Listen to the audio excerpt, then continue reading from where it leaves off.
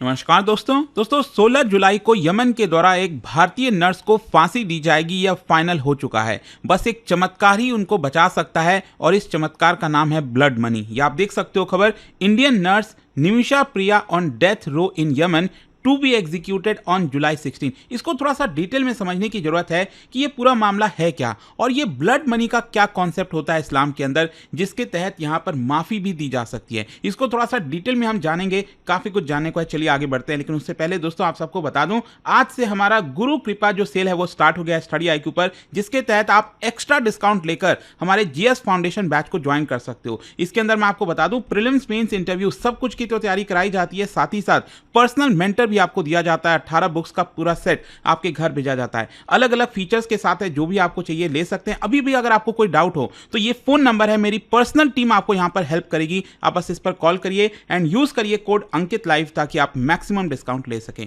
चलिए शुरुआत करते हैं। सबसे पहला तो क्वेश्चन यही है कि निमिषा प्रिया है कौन। देखो, ये इनका ओरिजिन अगर आप देखोगे तो भारत के केरला के पलक्कड़ डिस्ट्रिक्ट से आपको देखने को मिलेगा और ये एक नर्स है। उनका प्रोफेशन नर्स का था और बेसिकली 2008 में वो यमन चली गई थी ताकि नर्स के तौर पर काम कर सकें। और आगे चलकर बताया जाता है कि वहां पर एक लोकल यमनी पर्सन के साथ उन्होंने पार्टनरशिप किया और इनका नाम था तलाल अब्दो महदी, ताकि यहाँ पर एक क्लिनिक जो है वो सेटअप किया जा सके। तो चलो यहाँ तक तो ठीक है। और ये अगेन देख सकते हो आप, यमन जो है काफ़ी डेंजरस जगह है, सिविल वॉर वहाँ पर चल रहा है एंड फिर भी लोग वहाँ पर जा रहे हैं। खैर जो भी है, कहीं ना कहीं और ज़्यादा पैसा कमाने के लिए या फिर जैसे भी अपना प्रोफेशनल को आगे बढ़ाने के लिए लोगों के द्वारा ये किया जाता है। खैर यहाँ पर अब एक ट्विस्ट आता है और वो है मर्डर केस। क्या है कि निमिषा जो है एक बिजनेस पार्टनरशिप में जाती हैं, जैसा मैंने आपको बताया, तलाल मेहदी के साथ। लेकिन आगे चलकर पता चलता है कि जो तलाल मेहदी है वो निमिषा का पासपोर्ट जब्त कर लेता है और उसको लगातार फिजिकली अब्यूज करता रहता है और उसके मूवमेंट को भी रेस्ट्रिक्ट कर देता है। जाहिर सी बात है, निमिषा जो है वापस भारत आना चाहती थी, लेकिन क्योंकि पासपोर्ट उनके पास नहीं था, जिसकी वजह से उनको काफी ज्यादा परेशानी हो रही थी। इनफैक्ट यहां पर एक खबर आती है जुलाई 2017 में। जुलाई 2017 में बताया यह जा रहा है कि निमिषा के द्वारा एक सिडेटिव इंजेक्शन दिया गया था तलाल मेहदी को, मतलब उसका जो बिजनेस पार्टनर है जो परेशान कर रहा था, उसको जो है एक सिडेटिव इंजेक्शन दे दिया निमिषा प्रिया ने। क्यों दे दिया? ताकि उसको बेहोश किया जा सके और अपना जो पासपोर्ट है वो यहाँ से निकालकर भारत वापस जा सके। लेकिन पता चलता है कि जो ड्रग है उसका ओवरडोज हो गया था। अब जब ड्रग का ओवरडोज हो गया मतलब जो पर्सन है वो खतरे में आ जाता है और उसी की वजह से जो तलाल मेहदी है उसकी मृत्यु हो जाती है और अल्टीमेटली आगे चलकर उसकी जो बॉडी है वो रिकवर की जाती है पुलिस के द्वारा। और यहां पर यही सिद्ध किया जाता है कि निमिषा प्रिया ने ही ये सब कुछ किया है और अल्टीमेटली निमिषा प्रिया को अरेस्ट कर लिया जाता है। उसका ट्रायल चलता है यमनी लॉ के अकॉर्डिंग और उसको कन्विक्ट कर दिया जाता है कि जो तलाल मेहदी की मृत्यु हुई है वो निमिषा प्रिया की वजह से हुई है। खैर इसका लीगल स्टेटस मैं आपको बताता हूं। 2018 में निमिषा को यमनी कोर्ट के द्वारा डेथ सेंटेंस सुना दिया जाता है, फांसी की सजा सुना दी जाती है, कैपिटल पनिशमेंट। और उनके द्वारा कई जगह अपील किया गया, मतलब जैसे भारत के अंदर कोर्ट के ऊपर जो कोर्ट होता है, मतलब आप अपील करते हो, उसी प्रकार से जितना भी अपील था बताया जाता है कि 2020 में वो एग्जॉस्ट हो जाता है, खत्म हो जाता है। इनफैक्ट यमन की जो सुप्रीम जुडिशियल काउंसिल और जो प्रेसिडेंट है उन्होंने भी रेटिफाई कर दिया कि निमिषा प्रिया को मौत की सजा होनी चाहिए। और ये जो एग्जीक्यूशन है फाइनली ये अब होने जा रहा है 16 जुलाई को, मतलब जो डेट निकाली गई है एग्जीक्यूशन का, फांसी का, वो 16 जुलाई 2025, अनलेस प्रेसिडेंशियल पार्डन ना हो जाए और या फिर जो विक्टिम की फैमिली है वो ब्लड मनी ले, मतलब कि यहां पर फॉरगिवनेस, माफी दे दिया जाए विक्टिम के फैमिली को। तो यहीं पर कॉन्सेप्ट आता है ब्लड मनी का, जिसको दिया भी कहते हैं। तो इस्लामिक लॉ के अंदर जो शरिया लॉ है बेसिकली वो फॉलो किया जाता है यमन के अंदर। तो ये ब्लड मनी का कॉन्सेप्ट क्या है मैं आपको बताता हूं। बेसिकली जो फैमिली ऑफ मर्डर विक्टिम है,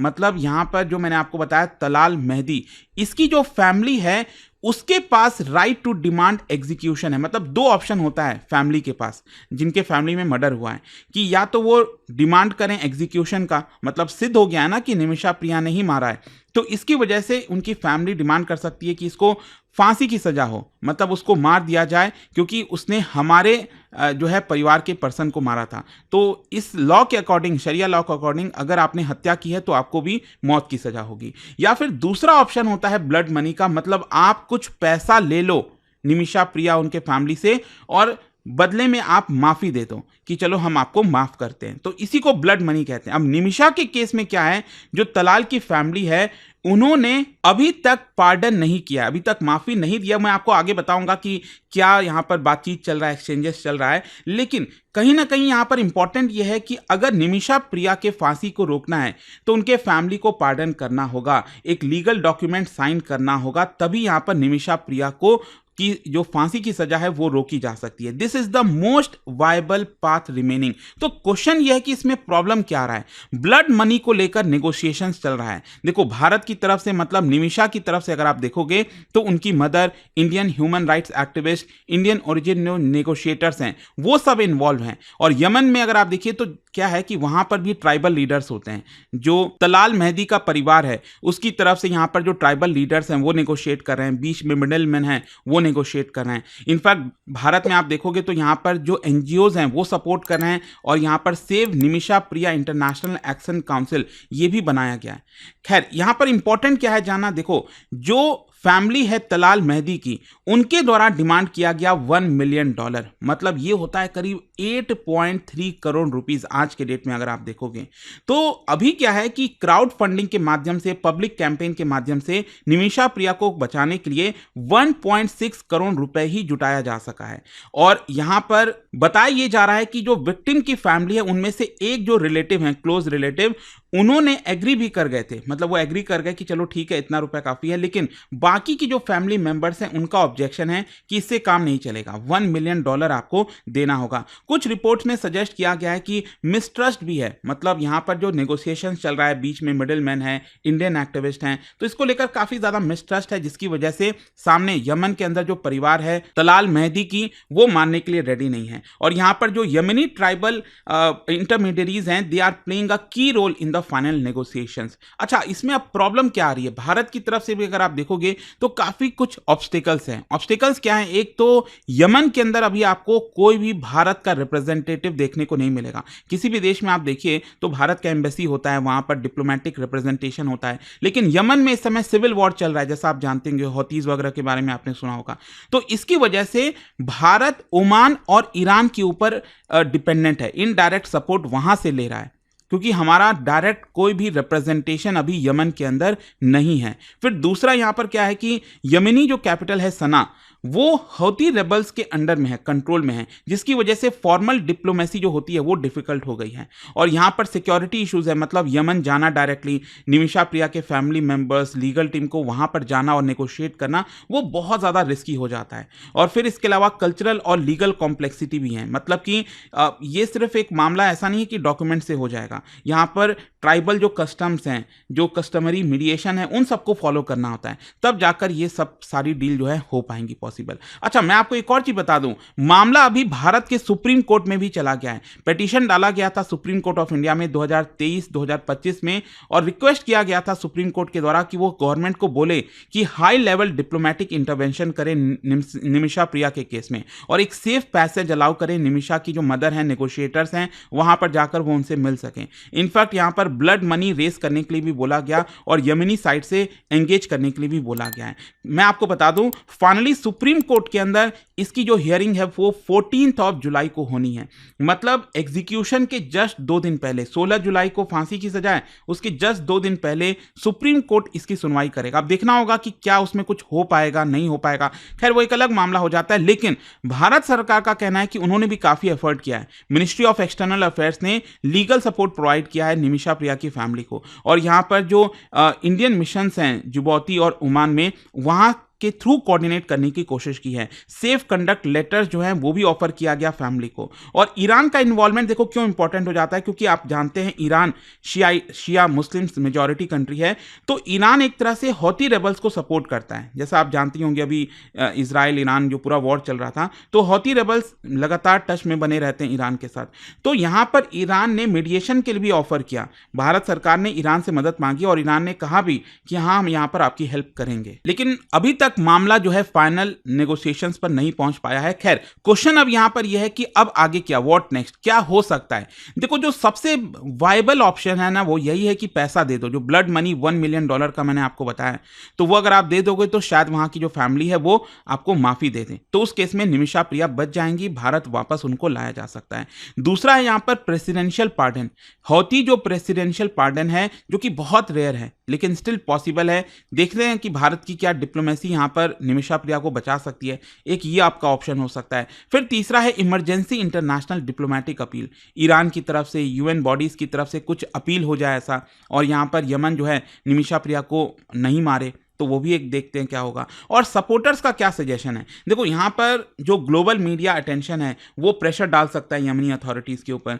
पब्लिक क्राउड फंडिंग के माध्यम से हो सकता है ब्लड मनी का जो टारगेट है 8 करोड़ का वो पूरा हो जाए। और इंडियन गवर्नमेंट जो है अर्ज कर सकती है अपने बैंक चैनल से, ईरान, ओमान से।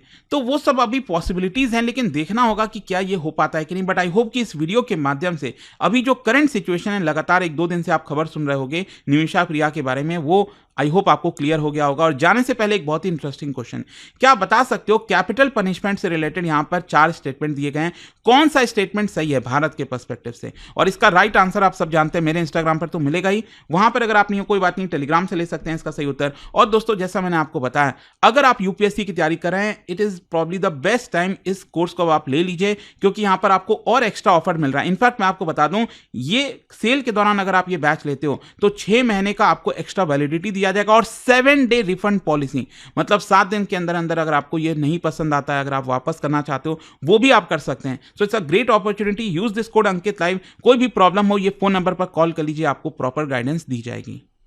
दोस्तों, स्टडी आईक्यू का गुरु कृपा सेल अब लाइव हो चुका है, और इस सेल में आपको मिल रहा है maximum discount on all major UPSC courses. और सबसे खास बात, P2I फाउंडेशन 2026 प्रतिज्ञा बैच अब स्टार्ट हो चुका है, और हर रोज शाम 6 बजे क्लासेस चल रही हैं, और एडमिशन सिर्फ 15 जुलाई तक ही ओपन है। सीट्स भी लिमिटेड हैं, तो वेट मत कीजिए। यह कोई बेसिक कोर्स नहीं, यह एक कंप्लीट यूपीएससी जर्नी है, प्रीलिम से लेकर इंटरव्यू तक, एक स्ट्रक्चर्ड रोड मैप के साथ, एक्सपर्ट मेंटरशिप के अंडर। 1000+ आवर्स की live classes by India's top faculties, 1-on-1 personal mentorship for every student, hand written notes for smart and effective revision, PRP and MRP residential programmes for prelims and mains preparation. इस batch के अंदर आपको मिलता है prelims clear करो, पूरा fees refund पाओ, monthly toppers को 11,000 रुपीज तक के कैश रिवॉर्ड। और गुरु कृपा सेल में 2 और एडवांटेज हैं। पहला, 6 मंथ की एक्स्ट्रा वैलिडिटी आपको दी जाएगी, और दूसरा 7-डे रिफंड पॉलिसी, नो क्वेश्चन आज। तो दोस्तों, अगर आप सच में आईएएस बनना चाहते हैं तो यह मोमेंट मिस मत कीजिए। अभी स्टडी आईक्यू ऐप या वेबसाइट पर जाइए, सर्च कीजिए P2I फाउंडेशन प्रतिज्ञा बैच, और यूज करिए code Ankit live ANKITLIVE to unlock the lowest price. और दोस्तों, अभी भी अगर आपको कोई डाउट हो तो मेरी पर्सनल टीम आपको हेल्प करेगी इस नंबर पर 092300239293। तो दोस्तों, यह सिर्फ एक कोर्स नहीं, यह है आईएएस बनने की प्रतिज्ञा। मैं हूं आपका फैकल्टी और मेंटर, और मैं चाहता हूं कि आप इस सफर का हिस्सा बने। Let's crack UPSC together.